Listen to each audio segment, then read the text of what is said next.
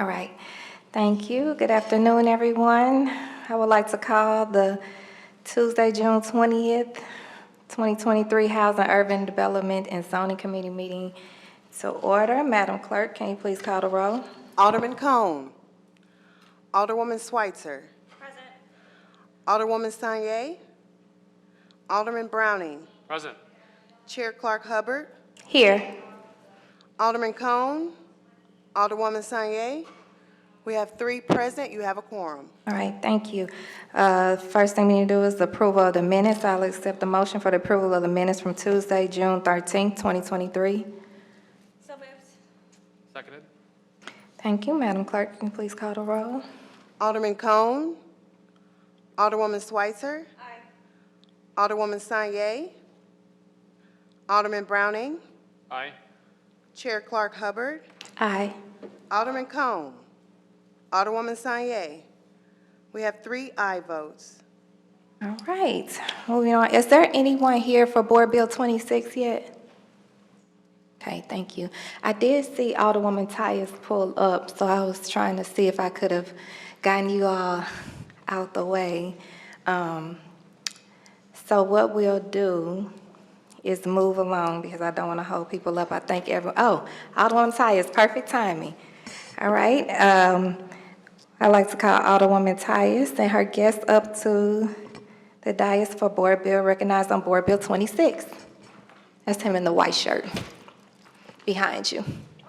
Okay, I'm sorry. I thought I was going to be late. I was at the doctor's. That's but- good. When I saw you pull up, I was like, that's good, so she can get on in there.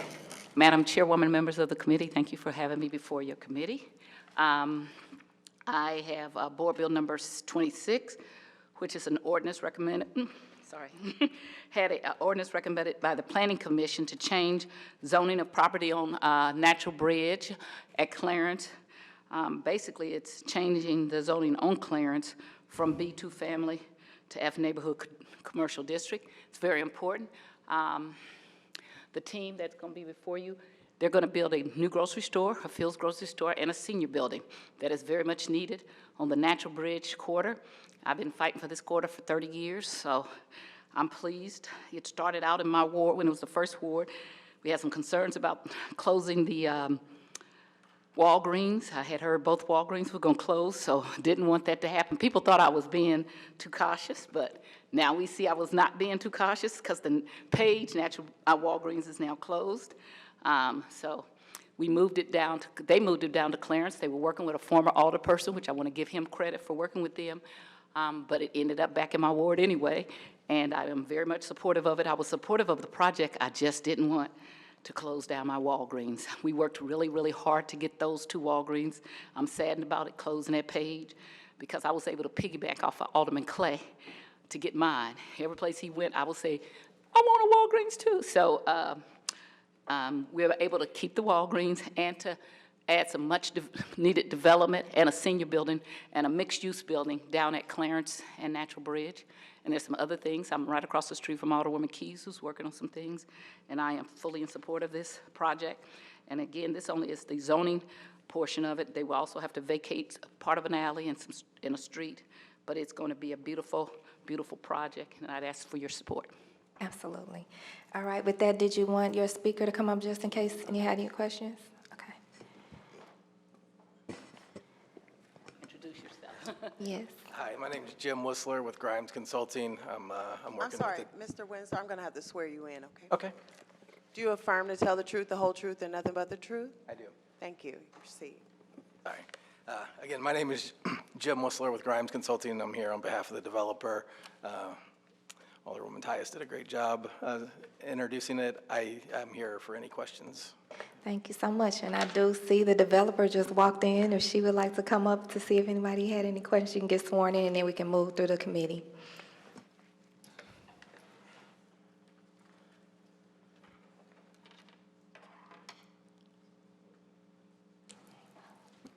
Good afternoon, Madam Chairperson and members of the committee. I'm Yafet El-Amin, the President of Advocacy Consulting and Development, the lead developer on the Fields project.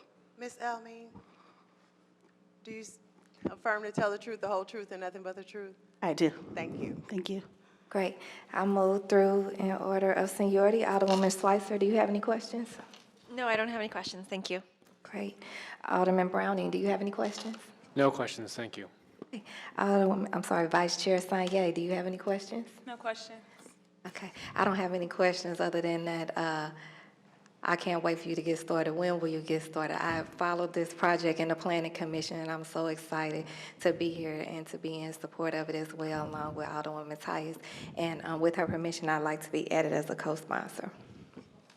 Thank you, Madam Chairperson. Thank you, Alderwoman Tyus, for your support of the development, as well as the Planning and Zoning Committee. We are anxious to turn over ground. However, as you all know, this is a part of the process that we are eagerly anticipating the passage of this bill so that we can continue to move forward to bring the first Phil's Grocery Store to North St. Louis. So we appreciate all of the support of this body and the city of St. Louis. Thank you. Absolutely. Great job. Okay, with that, Madam Alderwoman, would you like to close? Madam Chairwoman and members of the board, I again ask for your support of Board Bill 26. As I say, this is only one part of it. It is the zoning. We have to do vacations. I'm also supporting tax abatement. I'm also going to be supporting those ARPA funds that we need on Natural Bridge. It's all very well needed. 30 years ago, I got to meet with the president and CEO of Nationals grocery store when I was pushing for Snooks. I did not understand that Nationals was this big conglomerate that was not just in St. Louis, and he told me, we don't want Snooks to be in North St. Louis. And I said, oh, because I'm so young and don't know anything. Oh, but see, we need diversity and we need different kinds of grocery stores. And he said, I don't. He flew down in his private jet. We met at the Balabans. He said, I don't want Snooks to be in North St. Louis. Snooks had told me the same thing, and I thought that they were just being racist. I was like, why aren't you guys here? And you're in South St. Louis, and there's 5 of you there. Well, when we agreed to do Snooks at Union and Natural Bridge, 2 weeks or 3 weeks later, he sold all the Nationals to Snooks, and that's what power looks like.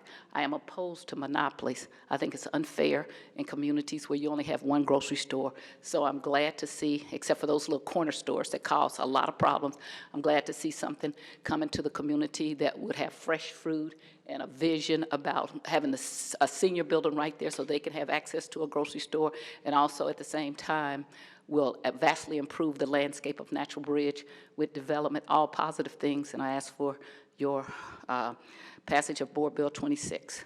Absolutely. Thank you.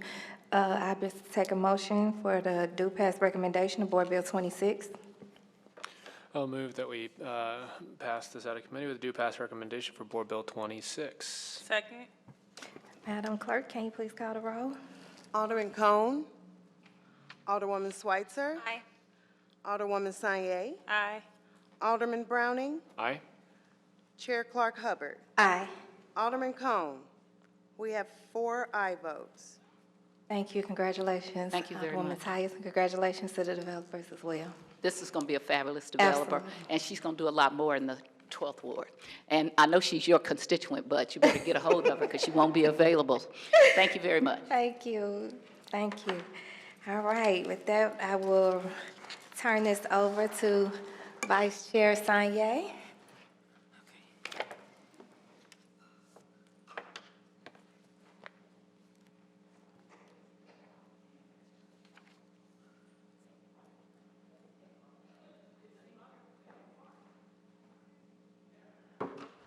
All right. Hello, Alderwoman Clark Hubbard. You are recognized to speak to item number 2 on our agenda, Board Bill number 59. If you want to, speak to it, and then we can do the swearing-ins of everyone. Absolutely. Thank you, Vice Chair Sanye.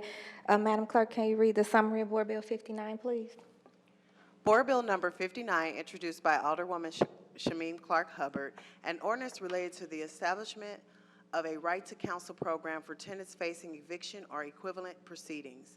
The implementation, oversight, and annual reporting of this program, the provisions of legal representation for tenants under this program, and the disclosure of tenants of certain information pertaining to this program, including a servability clause and an emergency clause. Great, thank you. So, great. So, this is actually our second go-round with this, but I'm so excited and ready for us to bring this home for the community. Well, I must start by saying something that I didn't have planned to say today, but maybe this person is watching, for whoever sent me the threatening letter today that was typewritten in a pink envelope threatening me about Board Bill 37. You didn't do anything but motivate me, because the only reason I got into politics was to advocate for my constituency, advocate for so many communities that have still to this day feel voiceless, and to bring resources home to the communities. So with that being said, this is right in line with what I'm here for. So I'm so ready to hear from all of the constituents that are here today, to pick up this baton, which I always give credit where credit is due, to former Alderwoman Christina Ingracia and all the work that she did prior to this to get us here, right? This is a marathon, and I'm just thankful that she thought enough of me to put me in place to carry this on for her and bring it home. So just a reminder of a few things, and then Vice Chair Sanye, I would ask that we just swear in everybody that is signed up to speak at one time. But this has been a collective effort. Of course, I mentioned the champion that was in Christina Ingracia, but I want to also mention some of the others that have already been a part of this work. Arch City Grants, Home for All, Action St. Louis, the Mayor's Administration, the President's Office, the Housing Authority, McCormick Barron, landlords, right? And most importantly, the people. And we want to make sure that at a time like this, we take care, and when we have the resources in place, we take care of some of our most vulnerable residents, right? And that's the spirit, I believe, that Board Bill 59 came out of, and that we're going to carry it through on. So with that, since we all are, again, familiar with this, I would like to yield and begin with the testimonies. Okay, Madam Clerk, can we get everyone that's signed in sworn in? Can I have everyone who signed in, please hold your right hand up? Do you affirm to tell the truth, the whole truth, and nothing but the truth? Thank you. You may proceed. Okay, we can start with the first person on the list.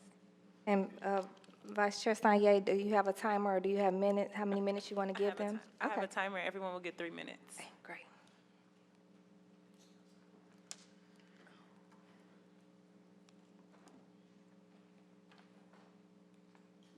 I have Ms. White. Good afternoon, Ms. White. My concerns are with HUD and public housing and housing authority. There are so many laws that should be passed to help the elder, the seniors, and even low-income families. We have where there is landlords that are evicting tenants for so many different reasons, as well as judges going along with the landlords and not the tenants. It's getting to be where you can't find a decent place to live because they're raising the rent so high. You're living in roach-infested housing, mice-infested housing, and the landlords are not even concerned about that. When you're late paying your rent, it's a concern. But for your living and your children to have a comfortable, safe environment, the landlords are not even caring. And to HUD and housing, to not even follow through with it is sad. And that's why I'm here. I've seen so many seniors that are not even safe living in a senior citizen building because they're roach infested, or they have mice, or even bed bugs. When you raise the flag about the infestation, then you get threatened to be evicted. That's not right. It shouldn't even go like that. And I thank you all for listening. I could go on forever because I love seniors. I'm a senior myself. I just see that the laws should change to help and better housing. The rent is outrageous. If you're on a fixed income and you're disabled, you can't pay $1,200 a month for a one-bedroom. If I pay $600, I'm living in an infested area where I'm still not safe because I have to worry about the bed bugs or the roaches or even the mice or rats. The law should not allow that. The state shouldn't even allow it. Thank you for listening. Thank you, Ms. White.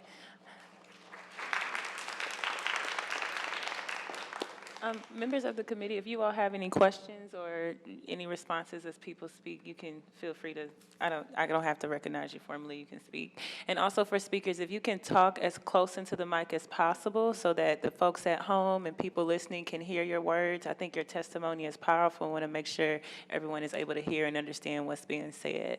We can proceed with the next speaker. Tracy Fantini.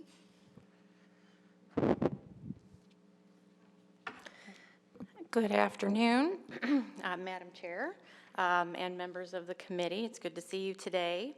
I'm here today representing HOPE, which stands for Housing Options Provided for the Elderly. I am the Assistant Director, and I have served HOPE or worked for them in some capacity for over 15 years. Our organization has been serving low income, and when I say low income, I mean the lowest, poorest, older adults in the city for over 35 years. Our mission is to help older adults live with dignity and independence in the housing most appropriate to their circumstances. And we are here to support Board Bill 59 because what we have seen since the beginning of our organization back in the 80s is that without being informed of rights and having counsel to represent them, our clients have very little chance of fighting illegal and unjust evictions. So what we have seen are landlords lying to tenants about being evicted or why they need to leave the property. So I'm not talking about people who haven't paid their rent or committing some kind of lease violation. They're just being told to get out. They're harassing their tenants who they want to leave and threatening them in various ways. They are locking them out sometimes illegally. Most recently, the most disturbing trend that we're seeing is something that was previously mentioned, which is landlords evicting tenants so that they can raise the rent. Because they can get a higher price, they are putting people out for various reasons in order to collect that. And many of these are women, low income women and women of color. So what we see also is that most of our clients, this is happening because they don't know their rights, first of all. They don't know where to go for help.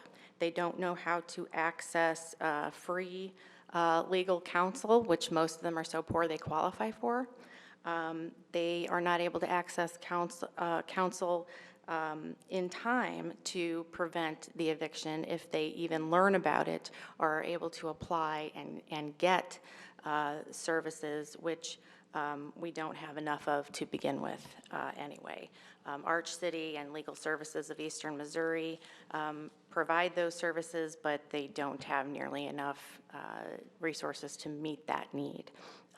And so what ends up happening to our clients is that many end up homeless or on the streets. I'm sorry, that's time. May I finish one sentence? Okay. Thank you. They end up homeless on the streets with evictions on their records, and what that does is it prevents them from accessing affordable housing later, including HUD senior housing. Thank you. Thank you.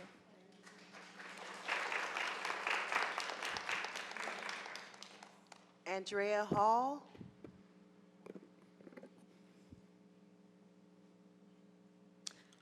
Good afternoon, everyone. Hi, Ms. Hall. My name is Andrea Hall, and I am a tenant in the 5th Ward. And I am just here because I feel that having legal representation for people facing evictions should have always been the case. Going from somebody that was paying market rate rent my entire life to now living in housing, I just see there is a lot of real unjust in the system.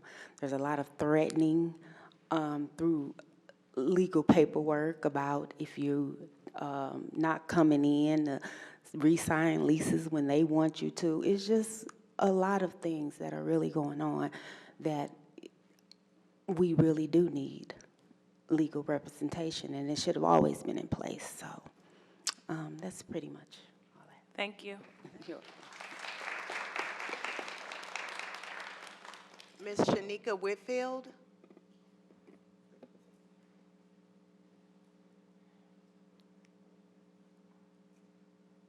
Hello, everybody. Hi, Ms. Whitfield. I'm speaking to the Bill 59. My name is Shonda Whitfield. I am a steward of SEIU. We represent the 3,500 members of the essential workers labor union. Based in St. Louis, our members are dietitians, housekeepers, CNAs, laundry floor techs, housekeepers, and women of color. We are essential workers who's keeping hospitals, nursing homes, and home care agencies going. As a woman of color, our members are greatly impacted by Missouri unfair eviction process. So many of us have lost homes and been put out in the streets. Black renters are evicted much more often than white people are. We support the tenants we supported the council that represented in KC, and with the allies in KC, tenants pushed forth for this bill in KC with our allies, and we wholly supported the legislation by Alderman Clark Hubbard, Spicer, Sooner, Albridge, and President Green. What happens when a family is evicted? You know, everybody should just really pay attention to just that question alone. What happened to the families? You know, kids be misplaced. Sometimes you have to send your kids to live with someone else, you know, because you don't have some place to go. You know, school get behind for your kids, things start to happen, mental health start to set in, just things just go wrong, and you know, you have suicide rates going on when you just don't know where I'm going next. You know, so this additional, you know, you gotta find money to try to get security deposits and things of that nature to try to fix what someone else has broken. You know, sometimes it doesn't have to, like the ladies before, sometimes it's just about $1.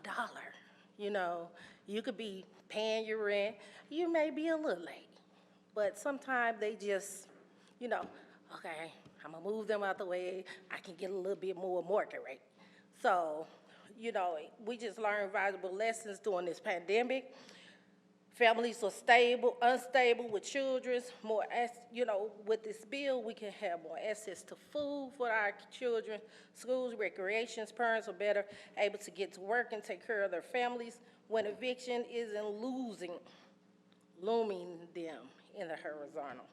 This bill is a creative way to ensure family stability. So I just thank you all for listening and hope you all support this bill. Thank you.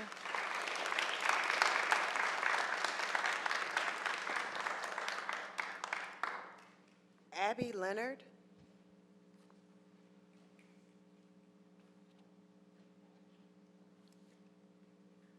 Hello, my name is Abby Leonard, and I am a social worker at Legal Services of Eastern Missouri. I work in LSEM's housing unit, where we assist and represent low-income families and individuals facing eviction, loss of housing assistance, poor living conditions, discrimination, and other housing crises. Our work demonstrates a clear and urgent need for representation and education of tenants with unstable housing situations that are often compounded with the effects of systemic poverty. Since the beginning of the pandemic, Legal Services has closed over 2,600 cases for tenant households at risk of eviction. Nearly 1,200 of those were for residents of the city of St. Louis. Our clients are disproportionately people of color and disproportionately female-headed households. These findings are consistent with Princeton University's eviction lab data that evictions disproportionately impact women of color and their children. Evictions are a race issue and a gender equity issue. 595 of the households we helped received legal counsel and advice that allowed them to make informed decisions about how to manage their housing crises. More than 600 households received full representation.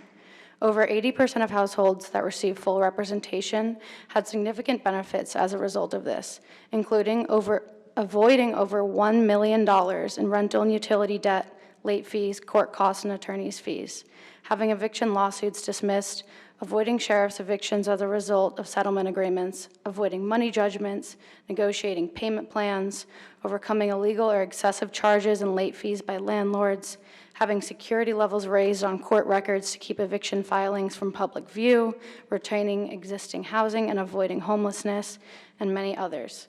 While our legal representation has a monumental impact on the clients we served, LSEM is only able to represent a fraction of the tenants who seek our services.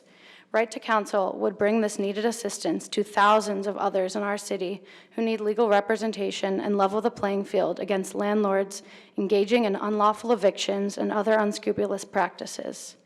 Based on our experience at Legal Services, as well as my personal experience as a social worker in our housing unit, having a lawyer makes all the difference in the world for families facing evictions or otherwise at the mercy of landlords who usually have representation. This bill, if enacted, would help level the playing field. The passage of Board Bill 59 would offer renters and their families, disproportionately women of color and their children, a better chance of staying in their homes and allow for stable livelihoods. It will advance racial equity, keep families in their homes, and have numerous other benefits previously mentioned to further a more equitable St. Louis. I implore the Board of Alders to pass Tenants' Right to Counsel in the City of St. Louis. Thank you.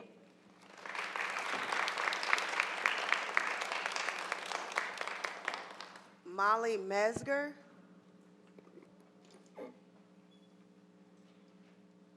Good afternoon. My name is Dr. Molly Metzger. I'm a senior lecturer and chair for social and economic development at the Brown School at Washington University and a resident of the 7th Ward. I'm also a board member at DeSales Community Development, which develops and manages affordable housing in Tower Grove East, Fox Park, and throughout the city. So in that capacity, I have one foot on the landlord side of the equation regarding affordable housing. And I'm here to say thank you to all of the sponsors of this bill and to everyone who's been fighting for this bill for a long time now. As others have testified powerfully today, eviction is devastating to renters, to families, and to communities. Research clearly shows that a right to counsel will help people stay housed, which in turn has benefits for physical and emotional health, for household finances and education, and for maintaining relationships in family and in community. I don't think it's an exaggeration to say that if we can establish and fully fund a right to counsel in St. Louis, it will be life-saving. Thank you. Thank you. Beverly Lottie? Lackey? Okay.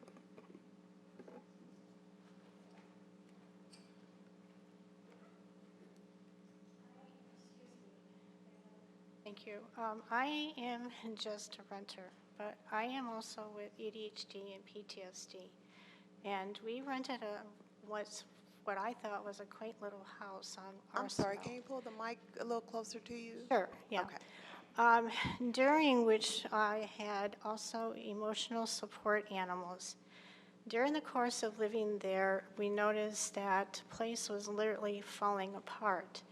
And we did have emotional animals in there as well, and although I had documentations that they were there for emotional support, I was always harassed by them, although I did keep the areas clean when I had them with me. I still have them with me. Anyways, we had like staircase going up to a dorm, and the electricity went out. I was with a friend and messing with my hair, what have you, and I was more than half dressed. The landowners barged into the door without my permission. I was standing there undressed, and she ran around the house while I sat quietly. However, she called me to her, and she started hollering, yelling, demanding why the electricity popped. I don't know. I'm not an electrician. I have no idea. You know what happened. You did something. No, I did not. Yes, you did. And in all this time, I'm standing there being harassed. I'm not sure how to conclude this, but yes, we were evicted because they blamed us for structural damages that was their responsibility, and I was held responsible not only for electricity, but the stair steps separating, although the house is sinking and there were other issues, and we were blamed for it all. Therefore, people like myself also need representation, that we are being held for structural mishaps, falling apart, what have you, that we do not do, but yet held responsible, harassed, and discriminated for it. Thank you. Thank you.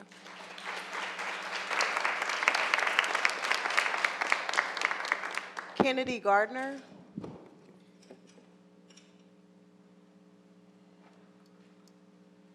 Madam Vice Chairwoman and members of the committee, thank you for having me today. My name is Kennedy Mears Gardner, and I'm an attorney with the Metropolitan St. Louis Equal Housing and Opportunity Council. On behalf of EHOC and myself, I write to ask you to support Board Bill 59. I'm one of the few attorneys actively representing tenants facing eviction in St. Louis City and St. Louis County. And I'm writing to appeal to you on a personal level today, based on what I see in the courts every day.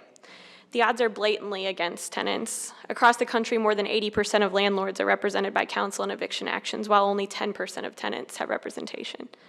This disparity is utterly one-sided and despicable, and when evictions are disproportionately impacting people of color, individuals with disabilities, seniors, and LGBTQIA folks, the impact is even more disparate. In St. Louis City, there are only a few attorneys and organizations that represent tenants, along with Arch City, Legal Services, and us, leaving us spread so thin by the sheer amount of folks that there are to help with their eviction actions. Many days I have to make a choice between stepping in to represent a single mother and her 3 kids, or an elderly woman who has a disability and lives on a fixed income. On a personal level, that's a heart-wrenching decision to have to make, but unfortunately it's one that we're forced to make every day. With the right to counsel, those heartbreaking decisions would be unnecessary. Everyone would have representation. And that representation makes a difference, like folks have already said. It protects people who just don't know to show up to court, which ends up in default judgments, which evicts most of the people in the city and county. With the lack of rental assistance that's coming, evictions are going to go even higher, and so having counsel there to represent those folks would help a lot. In a lot of these cases, I'm fighting against evictions that shouldn't have even been filed in the first place. Housing is essential. It's stability, it's safety. You all know that. Housing provides a stepping stone to so many other wonderful outcomes in an individual's life. A safe, habitable, and affordable home benefits not only the individual living in it, but also the community around them. Evictions shatter that stability and leave tenants facing impossible decisions on how to keep their children in school, where they'll lay their head at night, and where their next meal will come from. A right to counsel will be so beneficial to the city of St. Louis for so many reasons, but just to name a few. Having every tenant represented by counsel will keep the bad actor landlords in check. As is, there's so many slumlords who do not take care of their properties in direct violation of city ordinances requiring that. Cases in which attorneys are present settle faster and trials are dealt with faster. The court's time will be spent more judiciously. It will save the city money, and lots of it. It reduces government expenditures on homeless shelters, emergency health care, and foster care, because like I said, housing provides stability. So on behalf of EHOC and myself, I strongly encourage you all to pass Board Bill 59 and fully fund a tenant's right to counsel. Thank you.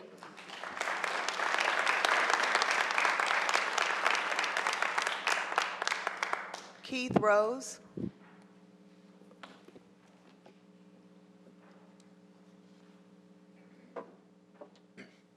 Good afternoon. Good afternoon, Mr. Rose. My name is Keith Rose. I live in the 7th Ward, but I am about to move to the, I live in the 6th, but I'm about to move to the 7th next week. I am also the director of LGBTQ initiatives at EHOC, the Equal Housing Opportunity Council, and I formerly helped manage our eviction defense program. After years of volunteering in emergency winter shelters, I decided to join EHOC's eviction defense program last spring because I came to the realization that it required less effort, less money, and causes less harm for someone to maintain housing than to obtain housing. If our city is going to implement a housing-first solution to homelessness, then we should start by protecting the housing that individuals already have. Doing so will save government funds, increase public health, and decrease violent crime. EHOC operates an eviction defense hotline, and over the past year, we've seen a dramatic increase in calls from St. Louisans seeking legal assistance. But our small program, and you saw her, it's mainly Kennedy, our small program cannot handle all the cases coming in. As such, every single week our staff members have to tell callers that we won't be able to take their eviction cases and that we can only provide self-advocacy materials and maybe referrals to one of the few other agencies doing this work. And yet, we get emails from those agencies saying, hey, we're on diversion, we can't take cases this week or next, so please stop referring. And then where do we tell people to go? What usually happens is they go into court unprepared, if they can find the court building at all, and our court becomes less efficient. Cases are not resolved because opposition attorneys, landlord attorneys, are less willing to negotiate with pro se defendants. And so we have an ineffective, protracted legal process. Right to counsel would fix that. Much like having a right to counsel in criminal cases, having a right to counsel in civil cases makes our courts more efficient and makes sure that people's rights are protected. Right now, the status quo we have is not sustainable. Tenants' needs are not being met, and St. Louis needs to adequately fund the right to counsel. It's really important to understand that we're not only talking about people who have been evicted because they haven't paid their rent, which I know is one of the opposition talking points that I've been hearing. What we see time and time again is illegal evictions are being filed based upon discrimination, but people who don't have representation cannot make affirmative defenses. And so people who are minorities, racial, ethnic, language, people who speak minority languages are not getting protections from the discrimination. People who are being put out because they got pregnant and their landlord says that now they're over occupancy. We need attorneys to help people defend their civil rights. And that's one of the important things that would come of right to counsel. The Fair Housing Act protects people based upon these classes, but if there's no attorney telling people that they have those rights, and if there's no one who's willing to actually look into the eviction case that's been filed and find out where the affirmative defenses are. That's time. Thank you. Then they are not going to actually be able to enforce those rights. So please adequately fund the right to counsel. Thank you.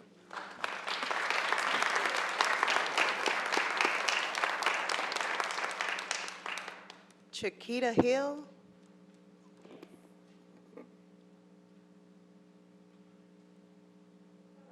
Hi, you all. My name is Chiquita Hill, and I represent the First Ward. And I just wanted to do like an impact statement based on my personal experience on being homeless. I wrote it down, but I always just kind of speak from my chest. I have faced chronic homelessness all my life, okay? And it was due to my mom's decisions, my mom's choices. And I get emotional when I hear everybody's stories. First off, I'm a foster kid. When my mom was 16 or so, probably a little younger, she was molested at home by her mother's husband.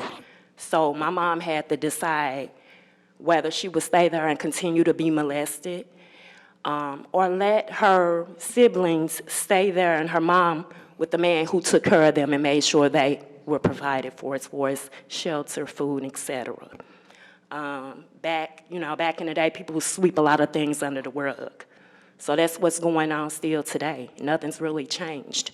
So based on my experiences, after my adopted grandma passed, I was about 16 or 17 when she passed, but I had my first child. I'm not gonna say he was a mistake. I planned all 6 of my kids. It's just things happen during the course of me learning, life and stepping into life. And I just want to say a lot of people that are out here unhoused or facing homelessness aren't all on drugs or addicts. I have a mental issue. I suffered trauma from a child. The same thing my mom went through. And I would tell her today I love her and I respect her so much because I get my strength from her at the end of the day. My mom and dad, they OD'd last year. If they had resources when they were younger, it starts at home. You know what I'm saying? How could she get it from home if she wasn't protected at home? My mom didn't have a support system, and I thank God that my foster mother, grandma stepped in. She adopted many kids. We all had different issues, but my grandma always said it takes a village. She was a social worker.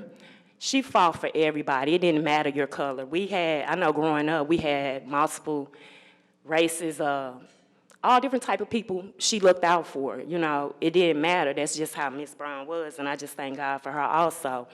But getting back to the right to counsel, the right to counsel is important for kids who mothers, like me, was a single mother, who face eviction due to a mental issue and a disability that is unseen. You all cannot see my disability. I was hit by a senior citizen maybe 12 years ago. I cannot work like I would love to work.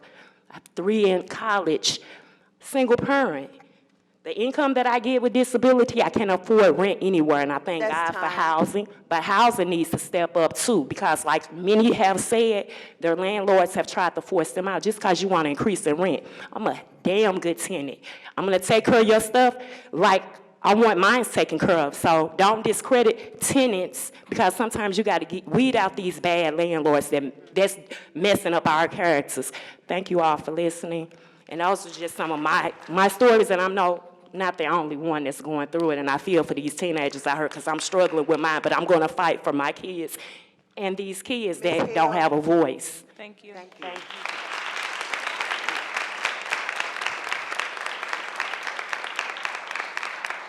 Damon Starks.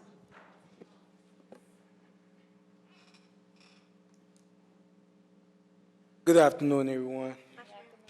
All right, my name is Damon Starks. I live in the 11th Ward, Midtown, per se.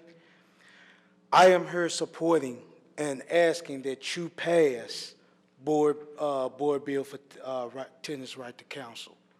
We got to understand that a lot of these tenants out here, I have a speech prepared, but you hear the problems. This is an opportunity for you to change that. Here's an opportunity I'm finna bring in solutions. First off, we got to lower rent, get rent affordable, go after these landlords that is not taking care of their properties. It's not the tenant's fault. These properties are starting to fall apart and these landlords are not taking care of it. It is not their fault that they do not have representation when they go to court for eviction notice. Here's a bill that is proposed to change that. Let's change St. Louis. Over half of the housing units available in St. Louis are for renters, which make this a renter-friendly city. But this cannot be a renter-friendly city if the renters have no rights. Let's have rights for the renters. These landlords are increasing every day this rent.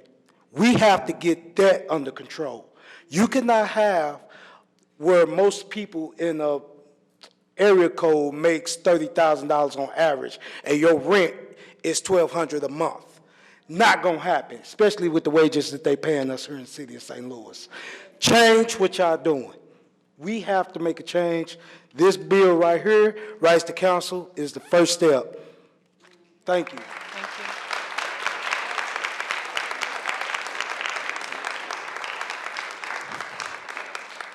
Karen Yang.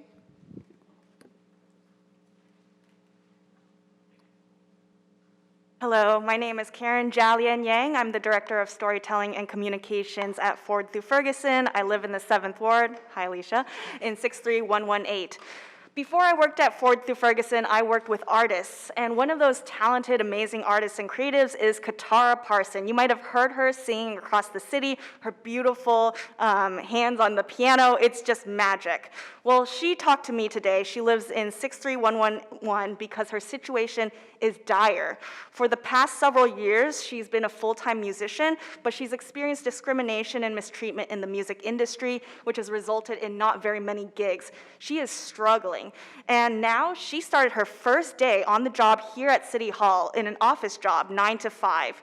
And she wants protection. She wants right to counsel. She was on the verge of tears when I talked to her because she is working with a landlord who is not very helpful. He doesn't give her receipts when she pays her rent. There's no real paperwork, nothing official. And she really could use rental assistance. And she hopes that she, with all her talent and all her skills and all her amazingness, will not be on the streets. But it doesn't mean that anyone who, can't play piano or can't sing or whatever, everyone should be able to have a right to counsel and a right to housing. Since 2020, she mentioned that since COVID started, everything has gotten worse. Things have gotten much more expensive. So, whether people are dealing with pests, dealing with housing that is falling apart, people who are senior citizens, people who are dealing with all sorts of issues, no matter what's happening, we need to live in a world where we have stable, affordable housing that is accessible to everyone. Thank you. Thank you.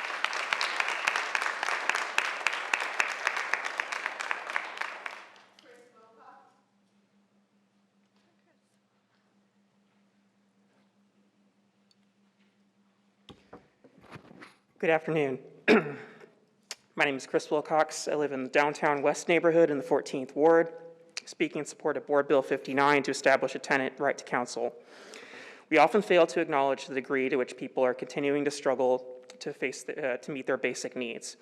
We also don't fully appreciate the imbalance in power between landlords and tenants. Landlords are becoming increasingly aggressive in their efforts to evict a record number of tenants. Sometimes these tactics are illegal, as in cases I've seen with landlords refusing to accept payment or posting illegal notices. Evictions in St. Louis are averaging at least 40% above pre-COVID levels every month. Around 80% 211 calls are for housing, shelter, or utilities. Now that the federal rental assistance is exhausted, this last resort is virtually non-existent. The minute the emergency rental assistance expired, the tenants at my building immediately received notices that the landlord is adding new late fees and speeding up eviction filings. They are doing this because they know that people are desperate for any housing they can afford. They know they can be instantly replaced and they can rotate human beings in and out like cogs in the machine, including buildings specifically subsidized by the government. I've been connecting people to rental assistance programs for several years now, often through rental assistance clinics, where even with nearly a dozen volunteers, we go well into the night, much further than we expected, because the need is so great. We have an incredible amount of people on the edge of homelessness in a city and country where we are escalating the cruelty with which we treat our unhoused neighbors. I was at the riverfront when the city lined up at least half a dozen trucks all day to throw away and destroy the belongings of people who had survived there for years. When there is no emergency shelter, let alone permanent housing available. Right to counsel would give tenants a chance to defend what few rights they have against landlords who are held effectively to no standard as they are aggressively raising rents and displacing people at a rate I don't think we've seen in my lifetime. The market is so hostile, I've encountered many instances where landlords are more interested in evicting their tenants than accepting assistance for back rent from government programs. It's worth keeping in mind that eviction is a violent practice that removes families from their homes for the sole purpose of returning an asset to the market for profit. We have more homes than unhoused people, and people in the city die of exposure every winter. Right to counsel is the first measure we can take to limit the practice while we do what we must to guarantee a home for all. I ask that you pass Board Bill 59. Thank you.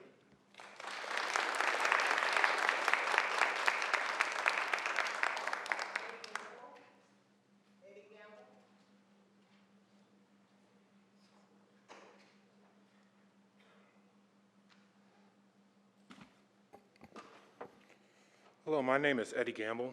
I'm a resident of the city. I live on Folsom near Tiffany Heights, and I'm also with Action St. Louis. I would like to speak to the emotional and mental impact of keeping your neighbors, which Right to Counsel will do down the line. Me and my wife, we got married right out of the end of the pandemic. And due to some issues, we were going to live with family. That fell through. She suffered depression and had to leave work. And as of May, I was laid off from my job.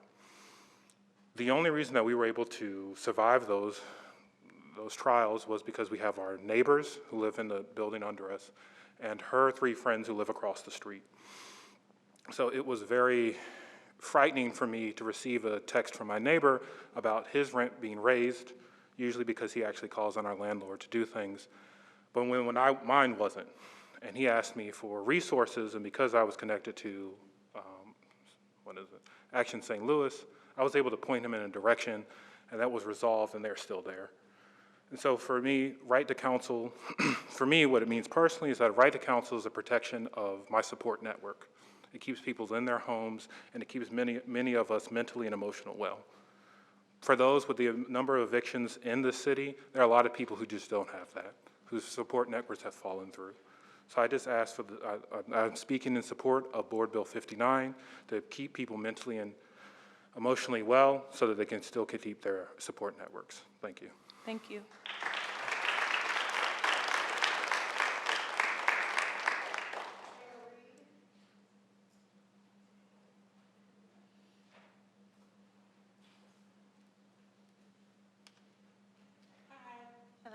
Hello. Like I used to testify in this room all the time. Yeah, so my name is Kayla Reed. I'm the Executive Director of Action St. Louis. And I'm a renter. I live in the 7th Ward and have for the last 5 years. But before I moved to the city of St. Louis, I was evicted twice when I was 23 and 24 years old. The first time I was evicted, it was because I was working as a pharmacy technician full-time, and I had to get a car repair that cost about $800. And my check was only $800. And so I didn't pay my rent. And they had a policy where by the 20th of the month, if your rent wasn't below $200, they filed an eviction. My rent balance on the 20th was $205. So they filed an eviction. I went to court in St. Louis County, and when I walked in, I saw a sea of Black women with their children dealing with the realities of facing evictions. None of us went before the judge. We all went into a side room with a lawyer who represented our apartment complex and signed some paperwork that said we owed $205, but when we walked out those rooms, we'd owed thousands in legal fees, late fees, and fines. And when you don't pay those late fees and fines, they garnish your check. And if they can't garnish your check, they put a lien on your bank account. And I experienced all of that. And if it wasn't for friends who advised me on how to navigate that process, I wouldn't be able to have found a second apartment. And the second apartment I found while I was going through that process was an apartment complex that targeted folks who had evictions on their records, so it was substandard living. That apartment complex has been since condemned multiple times. And what happened there, substandard conditions mean roaches and rats and all types of mold and leaking roofs. And so once again, I found myself trying to figure out how to pay what I owed and how to pay to live, and I got evicted again. And I'm telling this personal story because I can tell you all the research and all the statistics, but the reality that I faced when I was 23 and 24 years old is the reality that thousands of renters in this city face every single day, where they are not able to pay what they owe and to pay to live, feed their families, get their car fixed, travel to and from work. And Right to Counsel stops them from going in that side room and talking to someone and walking out owing thousands of dollars and being able to actually advocate for their realities and advocate for long-term housing. So this bill is a step in the right direction. And those lawyers, if I'm just telling you the truth, chased me for years. I just finally paid off the $5,000 I owed that first apartment complex when I got evicted because they continue to charge interest on the balance that I owed from when I was 24 years old. I am 33. And so I just want to say that this reality, everyone doesn't make the income that I make. Everyone doesn't have the lawyers and the organizations like Action and Arch City.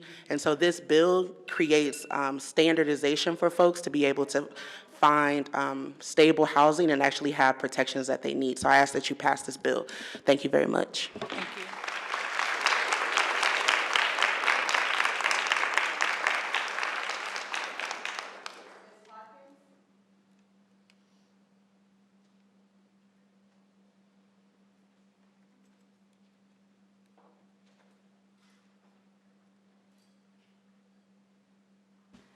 Hello, my name is Ainsley Harkins. I live in the 5th Ward, and I am coming out here to support Bill 59. I think just as everyone has said, this is something that we need. I think that it's also important to acknowledge that the way the city has been going about dealing with renters and tenants, and especially the homelessness issue in our city. I know just driving down Washington Avenue, there are signs that are ordinances against homeless people telling them not to have aggressive begging. And anytime you walk into this building, I know that there's a park right across the street where there are going to be plenty of unhoused folks. And that is the reality, but instead we see the city who's not doing anything to help renters or help support tenants. Instead, they have to go get fees, do all this extra work, when if you can't even pay your rent, how are you going to buy a lawyer? It doesn't make sense. And I think especially, like as many people have said, so much is out-of-state property management companies buying out and just tossing around units, so people don't even know who they're supposed to pay their rent to, much less the rules they're supposed to work with. That just happened in my unit, where Poplar Homes, and they have a call center that's not even in our country. So whenever we try to call them and talk to things, they just tried to pull something over all of our tenants' heads. When it was June last month, we came around and they didn't have our payment portal up, and we didn't even find out because they didn't tell us we had to call our old property management company. And they didn't even have it open until 6 hours before rent was due. And this is only because I was emailing them that I knew. They didn't even have a big announcement that went out to people that it was open to pay until I emailed back and said, why don't you tell the rest of the tenants? 10 minutes later, we get an email that says, the portal is open. Tenants are tossed around by landlords, and this bill is just a step, but I think it's also important that it's holding landlords accountable, because at the end of the day, tenants are getting trashed by landlords, and the city is doing nothing to stop it as now. We need to fund this bill, and in further steps after this bill, we need to also go after the landlords who are hurting these people, these property management companies who aren't even from Missouri, who are harassing and evicting tenants. That's all I have to say, but thank you for your time. Thank you.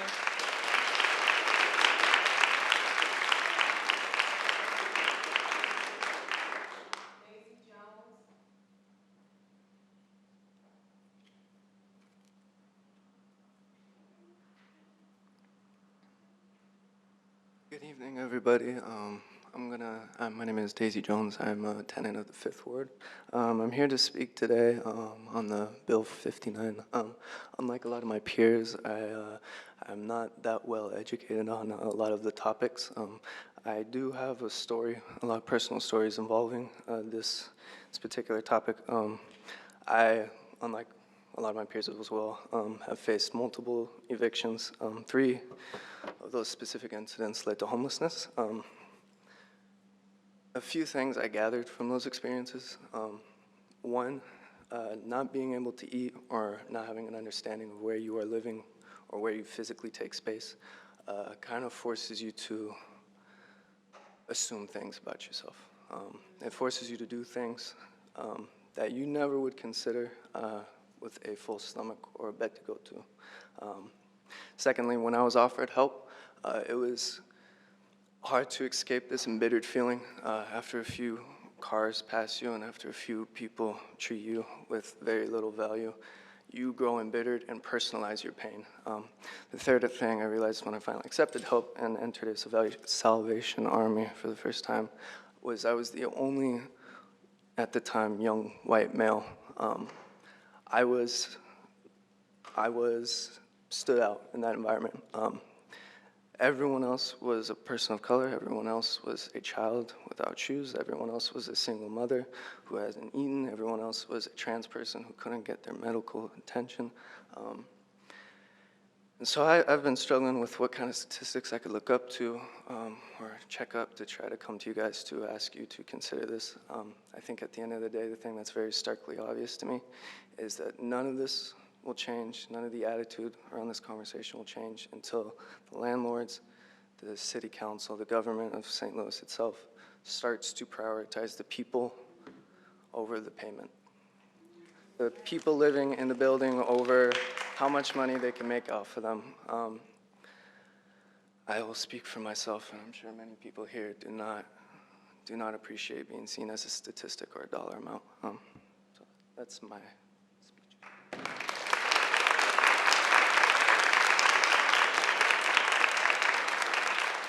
Thank you for your testimony, and I want to really just emphasize that you speaking to your experience here today is all the expertise you need to bring. That is what you are experts in, is your own experience, and that is why we ask you to come and speak to us. Let us worry about the statistics. Let us worry about all the complicated legal language. That's not your job. Your job is to tell us what you're experiencing so that we can respond to that and try to fix that. I really appreciate hearing from everybody today. These stories are incredible to hear. With that, let's hear some more. Thank you.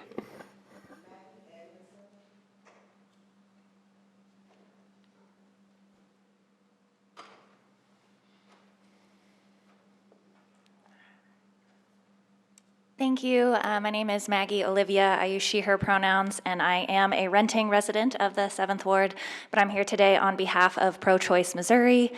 To keep it short, we advocate to protect and expand all Missourians' bodily autonomy. Like you've heard from the many people before me, we know that about half of our residents are long-term renters like myself. That means about half of our city's population does not have that protection against frivolous eviction and other forms of financial abuse, because that really is what this comes down to. Controlling other people's resources is a form of financial abuse.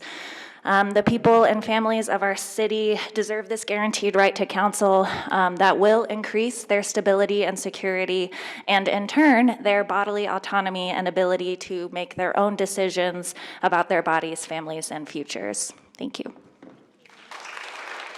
Thank you.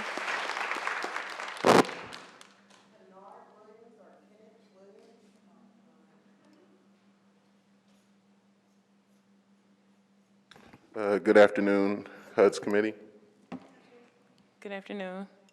My name is Kennard Williams. I'm the organizing manager with Action St. Louis.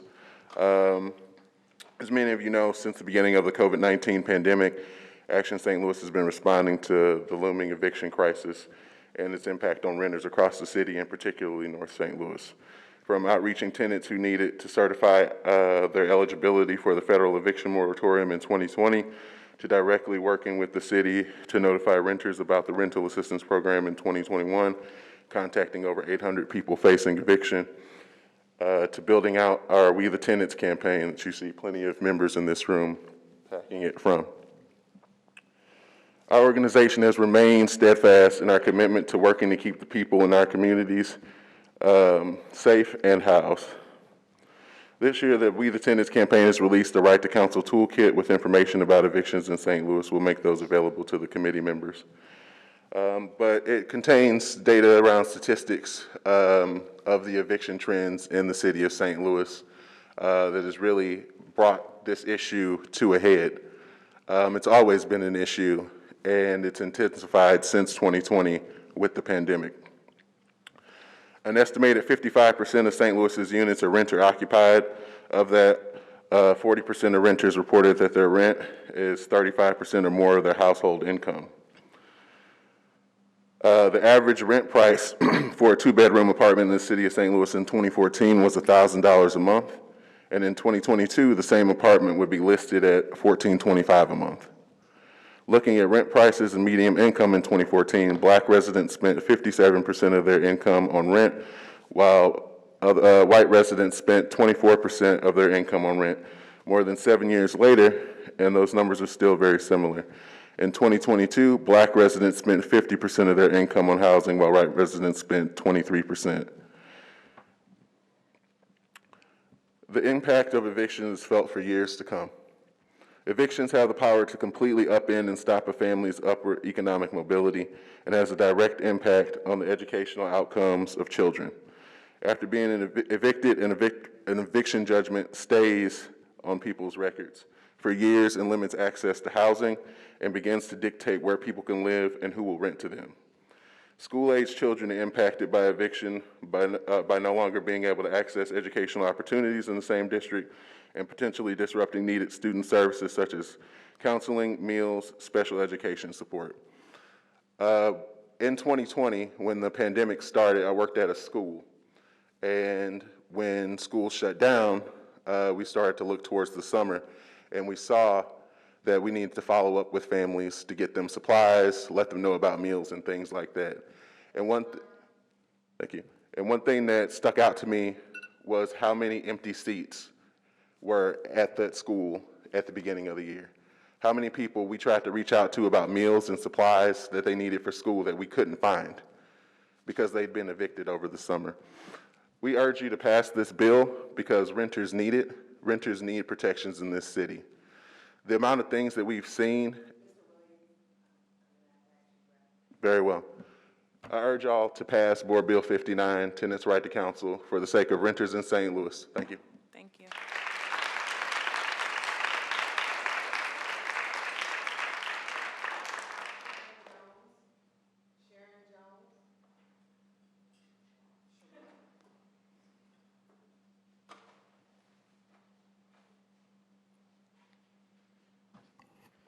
Check one, check two, okay. Sorry. Good afternoon, HUD's committee. Good afternoon, everyone who's here. Thank you for allowing us to speak. My name is Sharon Jones. I use she, her pronouns, and I'm with Homes for All St. Louis. I am an organizer with Homes for All St. Louis, but I'm coming to you with the organization and personally. So we at Homes for All St. Louis are ecstatic that this bill has been introduced again and that it's being funded. So we want Board Bill 59 passed through HUD's committee today, since it will greatly impact renters and renter workers in St. Louis for the better.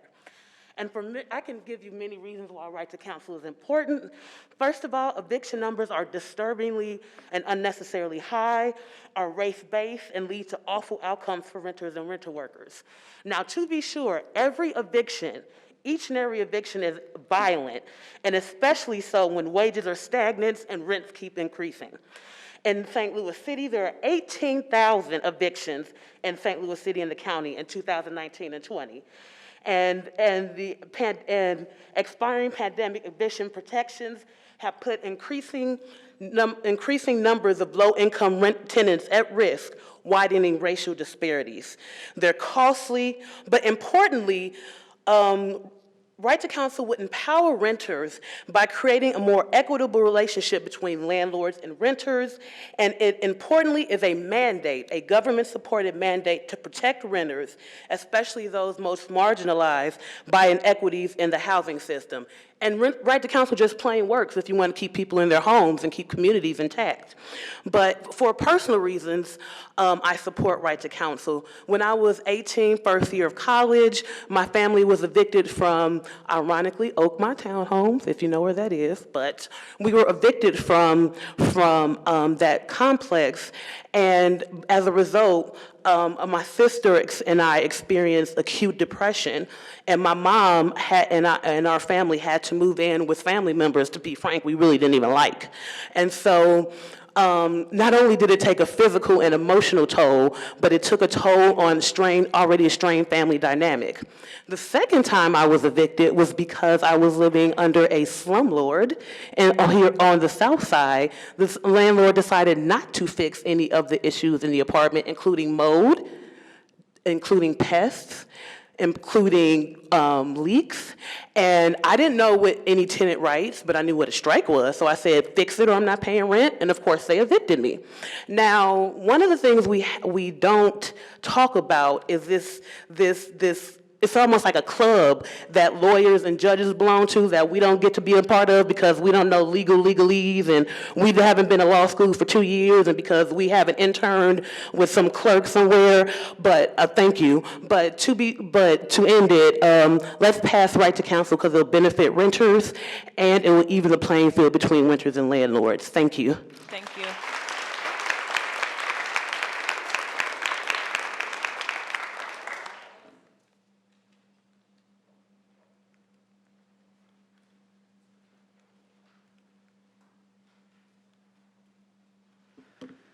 Good afternoon, everyone. Good afternoon.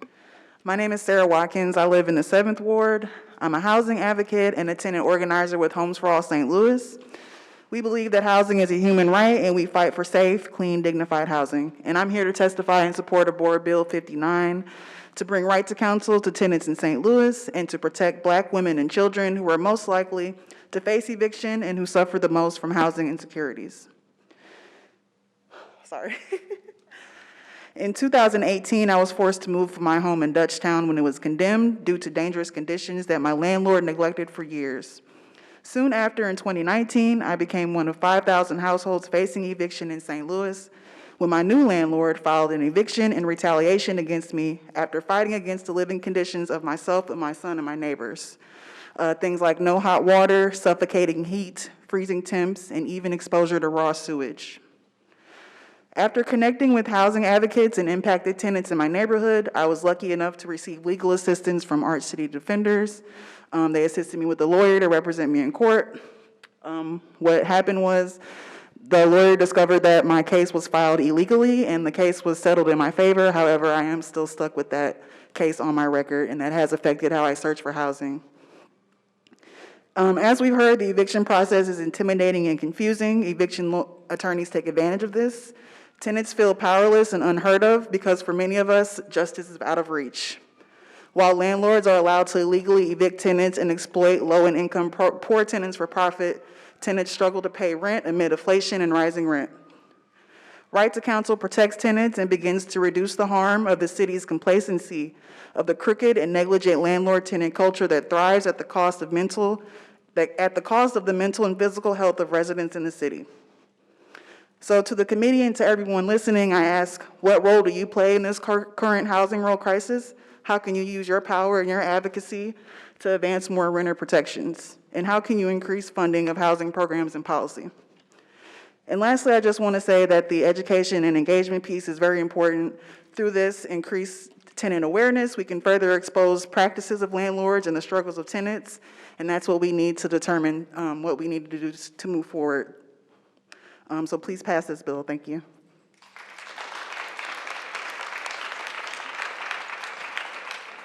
All right. Thank you, Madam Vice Chair, and thank you all for your testimony. Was this anybody's first time testifying? Yes, thank you. Absolutely, thank you. Some of the things that all of the testimonies absolutely resonated.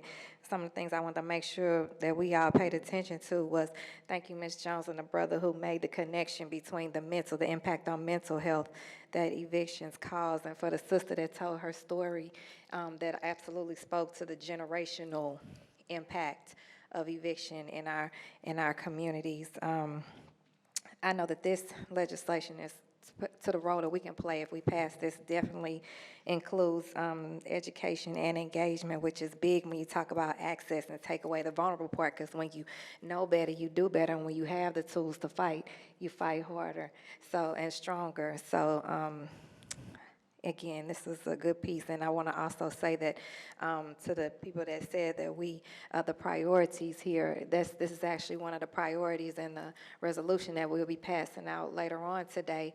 And I just want to make sure you know that you pay attention to people that are in place, because not just us playing this role, because we all play an important role today, but the new director, Dr. Pearson of Department of Human Services, which is who will administer this fund and administer this program, is an amazing person who has a heart for the unhoused and the tenant and the rights and the human services in the city of St. Louis, which is good because that means that he knows how they all impact each other and how they can move. And so he'll be able to pay attention and make sure that this program is done and done right. So I just want to make sure you all, again, know that it's different when you have different people in places, and you all have a leader here that it speaks to always the power of numbers, and the power of numbers here is voting and getting the right people in place to put the right people in place to fight, right? And so with that, she might not want to, but I would be remiss if I didn't bring up former Alderwoman Christine, see if she had anything to say, because I know when you have a passion and a heart and you fought this hard, and this is, you can kind of see the light coming. If you want something, I would want you to say anything, just hi. You don't want to say anything? Oh, she's so sweet. All right, let's give her. Okay, well, she also offered to answer any questions from the committee, so if you have any questions, please, we can go forward with that part. Just pass it. Okay.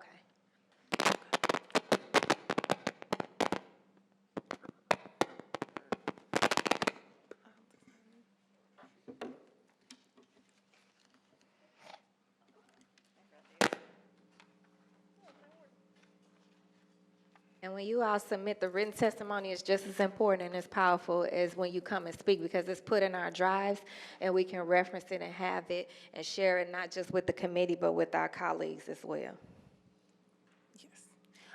So now I'll allow for some comment or responses. I know we didn't say much during testimony, but we can go in order of seniority if you all want to just kind of respond. Alderwoman Schweitzer. Thank you so much, Vice Chair Saunier.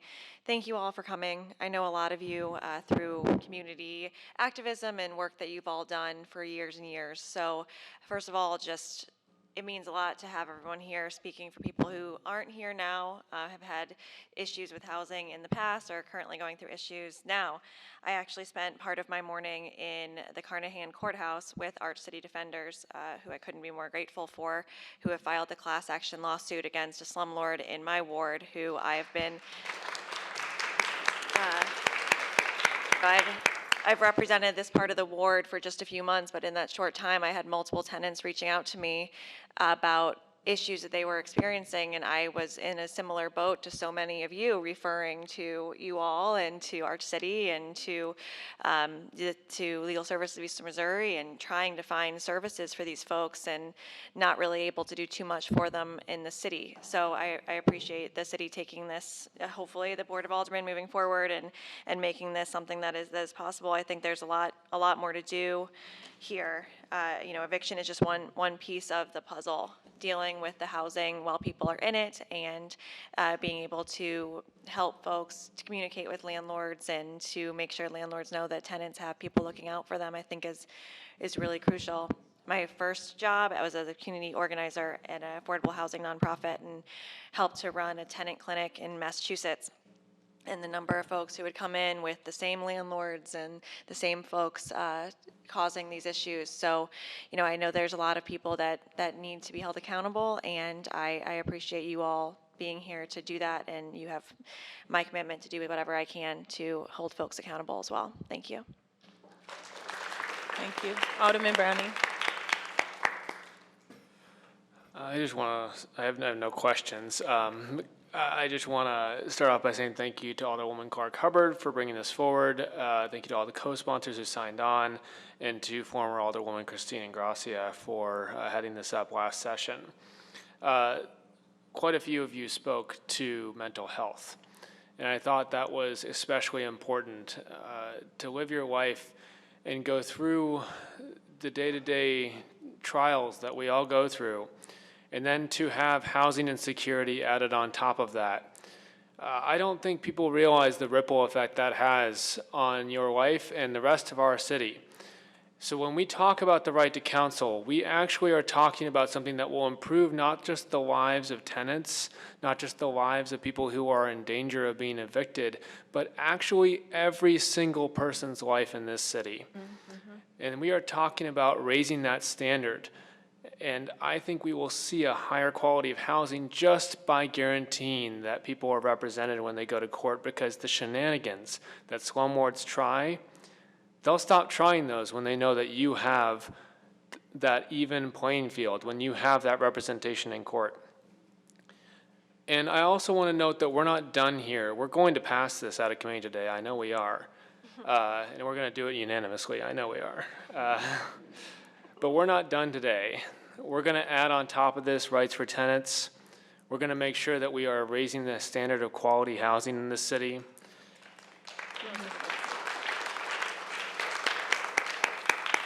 We're going to track rental properties in this city so that we know not just what's available, but also the quality of what's available, so that we can hold slumlords accountable, so that we can really make sure that everyone's got a safe place to lay their head at night. And when we do this, we know that we will improve kids' lives. We know that their education will improve. We know that, again, it's going to have that effect that just ripples throughout the city. So, again, thank you so much to everybody who came and shared their stories with us today.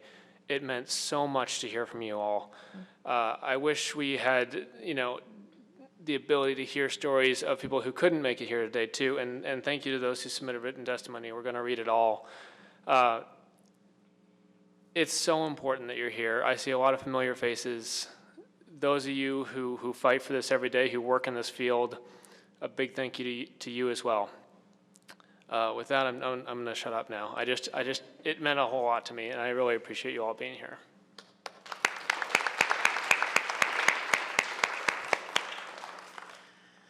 I echo the sentiments of a lot of what my colleagues said before me. You know, I really, I think everyone has kind of, you know, the Honorable Ingracia and Alderwoman Clark Hubbard, and all of the organizers in the room. So for me, I really want to thank all of the organizers. And if you're here today and you're taking a seat, then you've done some organizing to be here.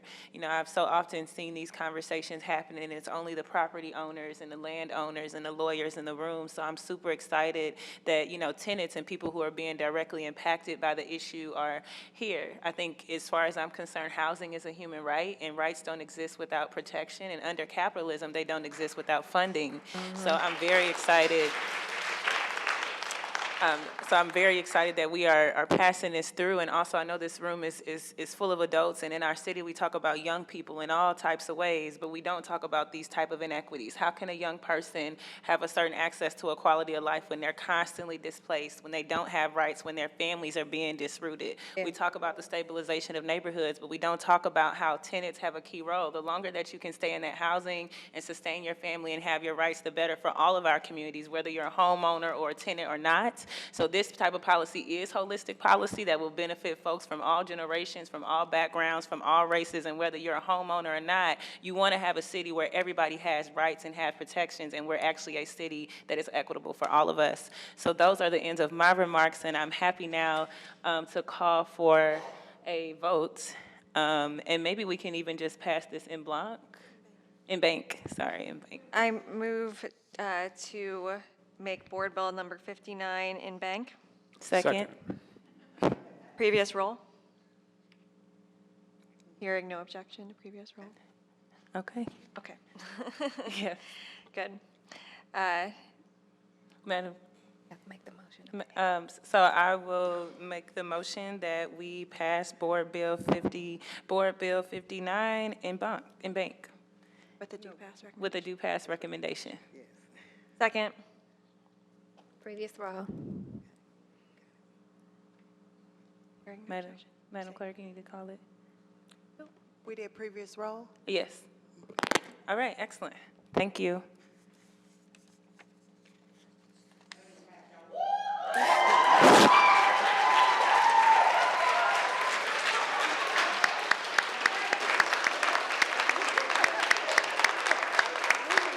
All right.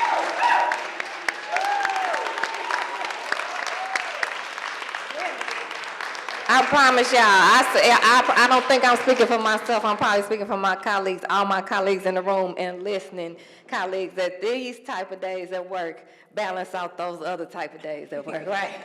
So thank you all. Thank you all. So with that, we'll move to resolution number 35. Madam Clerk, if you could read resolution number 35. Resolution number 35, Priorities for the Housing, Urban Development, and Zoning Committee. Whereas every person has the right to safe, accessible, and affordable housing, the St. Louis region lacks sufficient affordable housing for all, particularly for households making below 60% of area median income.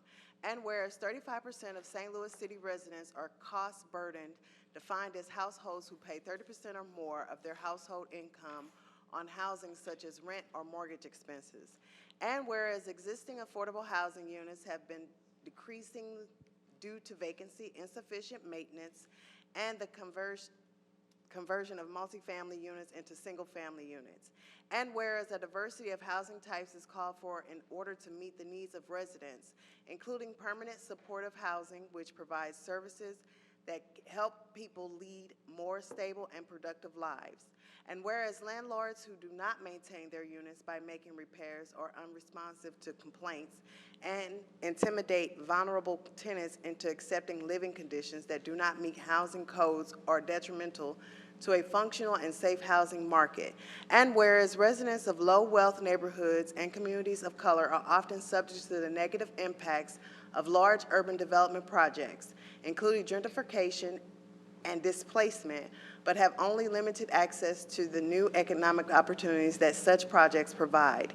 And whereas it is the responsibility of this committee to consider in committee to address the shortage of quality affordable housing and to promote equitable and accountable urban development.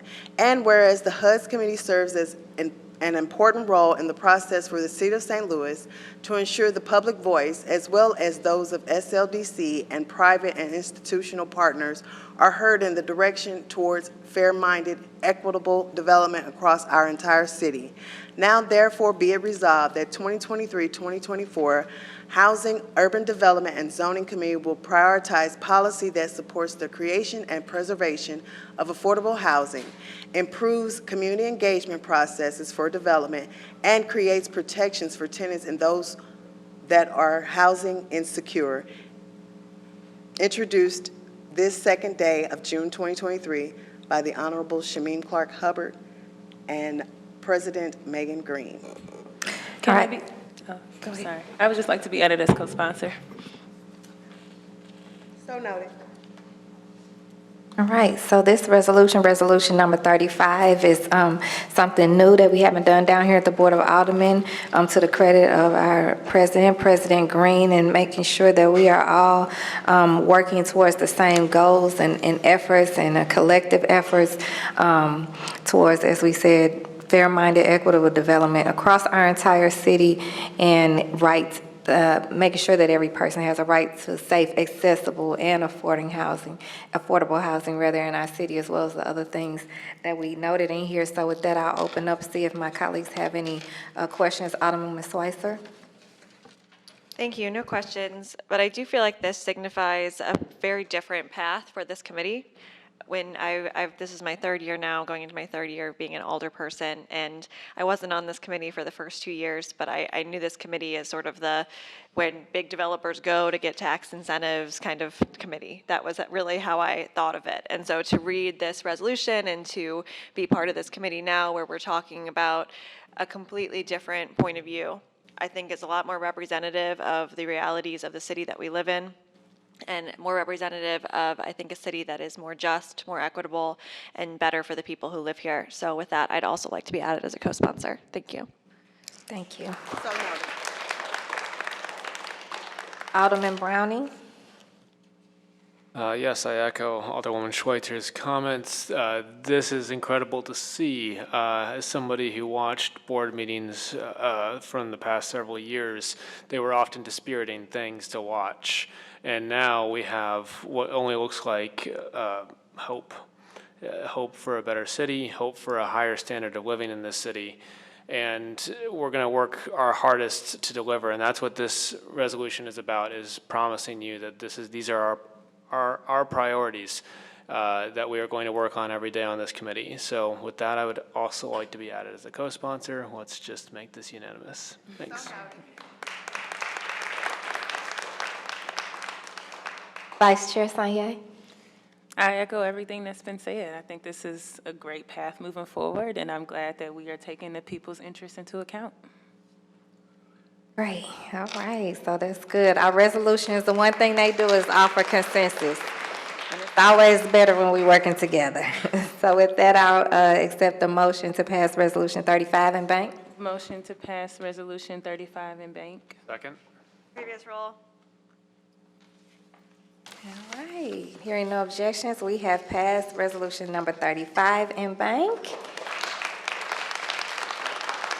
I've acknowledged our written testimonies, so does anyone have any other announcements? Are you passing that with the do pass recommendation? Yes, I'm sorry.